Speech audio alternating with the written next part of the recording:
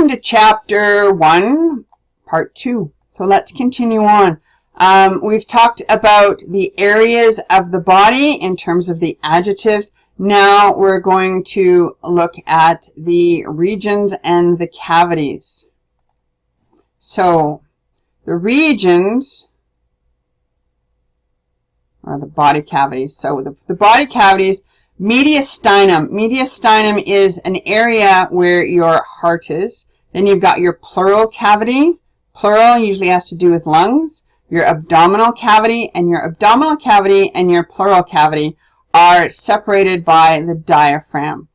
The abdominal cavity consists of where the guts are, and then you also have behind it where your pelvic cavity is. Okay, there's your cavities. Then, if we look at a sagittal cross-section,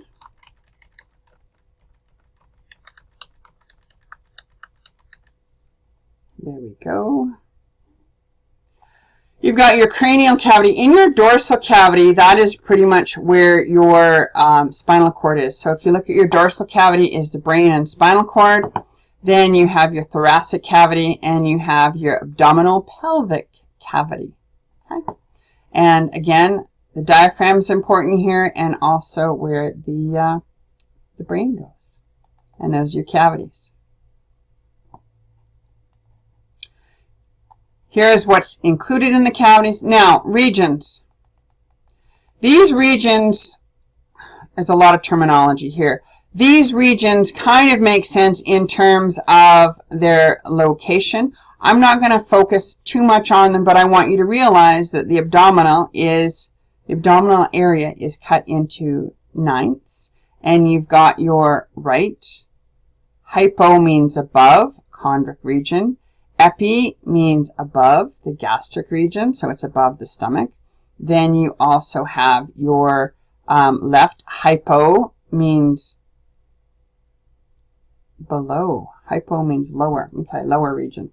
Then you've got your iliac region. This is your iliac crest, is the top of your hips. Your lumbar is the bottom area. Umbilical is where your belly button is. Okay. Just get an idea of this. I won't test you on this one because some places use it and some people don't, but I don't use it that much. It's more of a location if you're marking things. And then see here, sometimes this quadrant is used too. One thing you'll find in medicine is we like to give everything a big long name to give it an acronym. So right upper quadrant, left upper quadrant. That just makes sense. Okay. Homeostasis, the confusing topic that your body strives for all the time. What I want you to realize, first off, this textbook is an American publisher. We're trying to focus on Canadian stuff, but the textbooks are more expensive. When we look at homeostasis, homeo means the same, and state means state. So your body wants to keep the same even though it's constantly changing.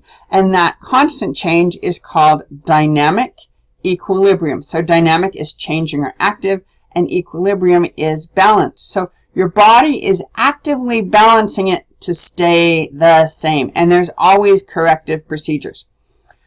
Here's an example. Raising your temperature and lowering your temperature is very confusing because it's very complicated. 0 degrees Fahrenheit is freezing. Your body should never be freezing.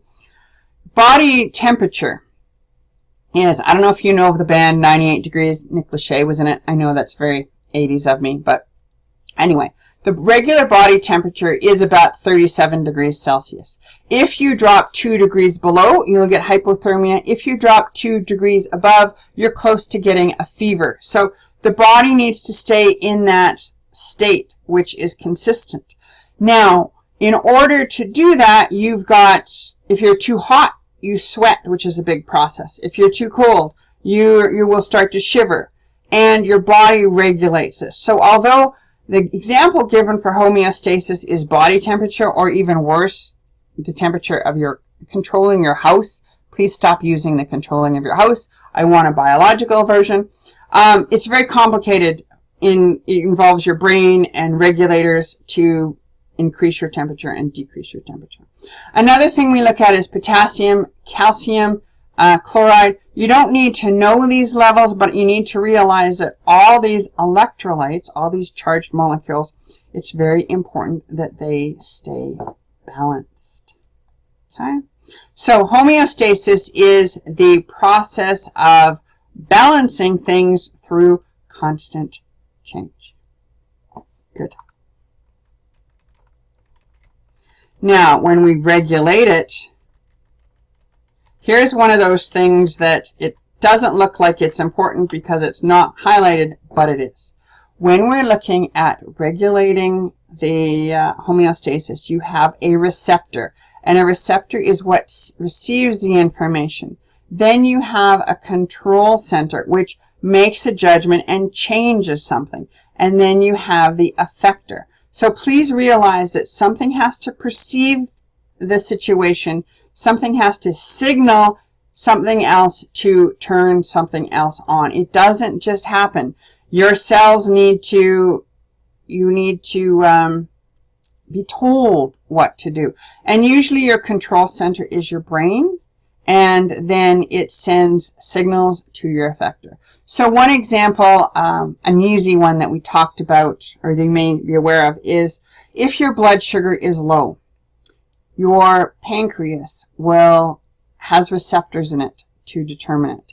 It will send, the control center is cells in your pancreas, which will cause the effector, which is the release of insulin. Okay? So that is the receptor, control center, effector. Okay? So here's an example of how your textbook has something that's not bolded, but's important. When we talk about homeostasis, the body can correct itself or modulate itself. Negative feedback will oppose or shut something down, and positive will encourage it to keep going until it's needed. Most regulation in your body is negative feedback. There's three good examples of positive feedback. That is childbirth. You want to get that baby out, so the hormones will be released to cause contractions, and the baby will get released out, and it will amplify. Another one is blood clotting. You want the whole process to keep going until your blood finally clots and you stop bleeding. The third one has to do with getting excited and firing off your sympathetic nervous system. But notice too, there are some regulators that shut it down. Negative feedback is dropping the temperature. So a good example is your blood is thickened or has high concentration. There are receptors in your hypothalamus, which are your thirst receptors. It will tell your brain to release a hormone, antidiuretic hormone, antidiuretic hormone will then act on the kidney to absorb more water. So although it sounds very simple, it's really complicated loops, but there are ways to increase your blood pressure and decrease your blood pressure. Increase your calcium absorption, decrease your calcium absorption. Okay?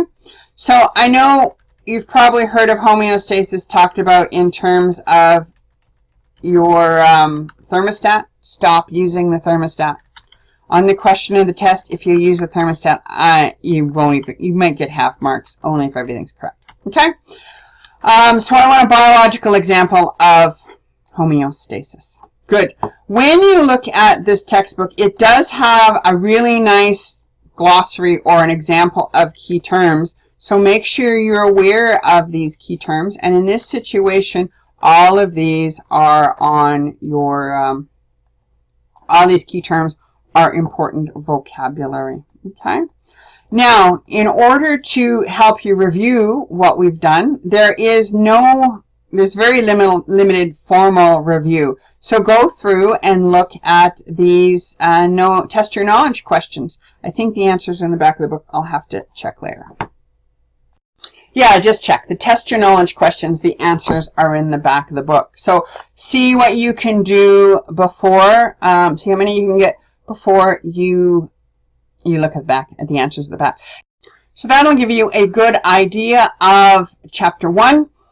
Take the time and review. Please realize just listening to this is not enough. You need to do what I call drill and kill. Go over it and go over it and go over it, especially your vocabulary. This is more just introduction, so but make sure you know your vocabulary. Okay, see you next chapter.